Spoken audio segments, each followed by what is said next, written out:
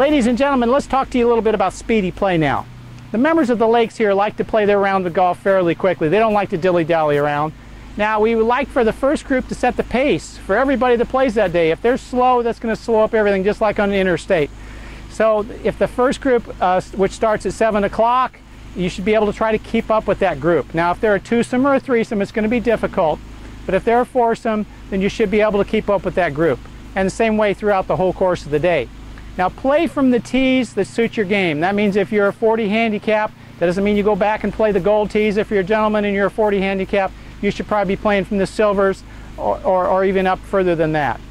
You should eliminate honors. That just means if somebody just parred the last hole, you don't wait for that person to get over and tee off. You get out there and tee off whenever, play ready golf, same difference. You should drop your partner off at his or her golf ball, drive over and hit your ball unless you're way in front of that person. If you're equal distance or just a little bit in front, drop your partner off and go to that ball. You should take the divot mix with you. When you take your couple clubs with you, take the divot mix with you, go over and hit your shot. The other thing is after you hit your shot and you have your divot mix, you hop back in the golf cart with your divot mix. You can throw that in there, but you got your clubs, hop back in the cart. It takes too long to try to put those clubs. Sometimes it takes a little long to put those clubs in because a lot of people have those separate individual dividers.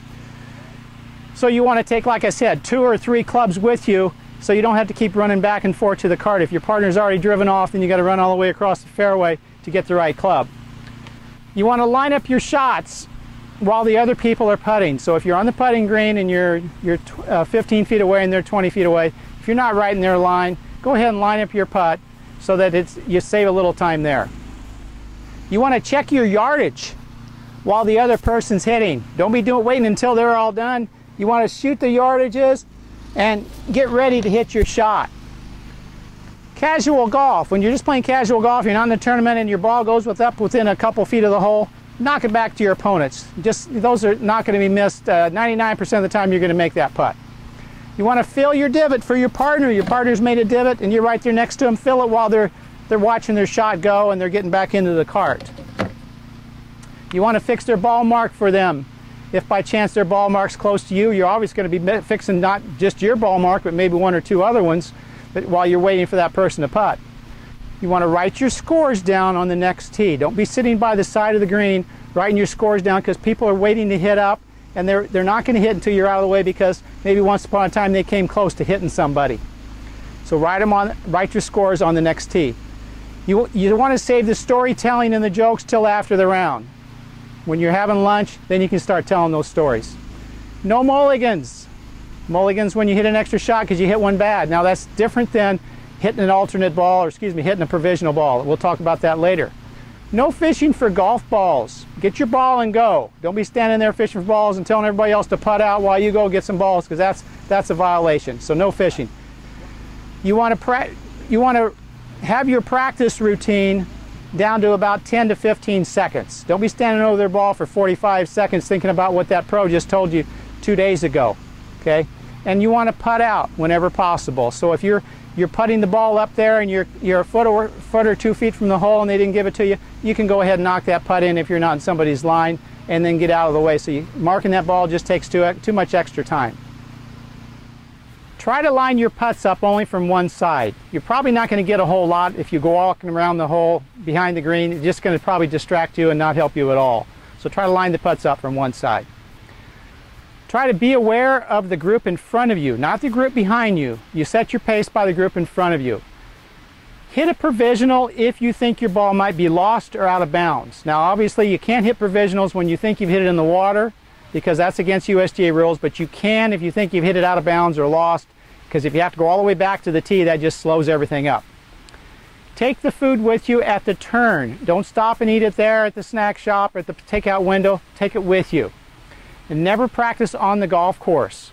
Very important to do all your practice shots on the range.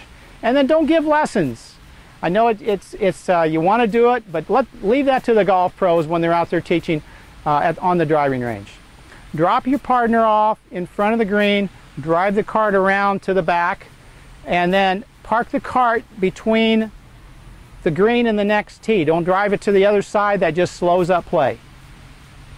Take a rake with you when you go into the bunker. There's rakes all around the bunkers. Don't just go in and hit your shot and think about raking it later. Take the rake with you, drop it in the bunker, hit your shot, then you've got the rake right there. It's not a penalty if you drop the rake in there. You're not testing the soil, so take it with you. Maximum equitable stroke control. This is big. Now, if you're an 18 handicap, you're allowed 7 on a par 3, par 4, or par 5. So when you make an 8 on a hole, you can go ahead and pick it up. You've been in the water a couple times, pick it up, because the most you can record is a 7. Now that's casual golf. That's not when you're in a tournament. 40 plus handicaps are allowed 10s. So if they're making 11 or a 12, pick the ball up. If you can just cut 15 seconds off each hole per player, that's 1 minute. You take that times 18 holes, you saved 18 minutes per round on the golf course. That's a lot of time. Now, if you are behind, now not just behind the group in front of you, but you're behind that 2 hour and 5 minute pace of play. Now that could be after the 4th hole. They could see that you're playing in an hour and 25, 30 minutes. The ranger may ask you to pick up your golf balls and move to within a half of a hole from the group in front of you. Now remember, it's more important to play fast golf than it is to play good golf. That sounds kind of funny, but it is more important here at the Lakes Country Club to play fast golf, because anybody will play with a bad golfer as long as they're quick.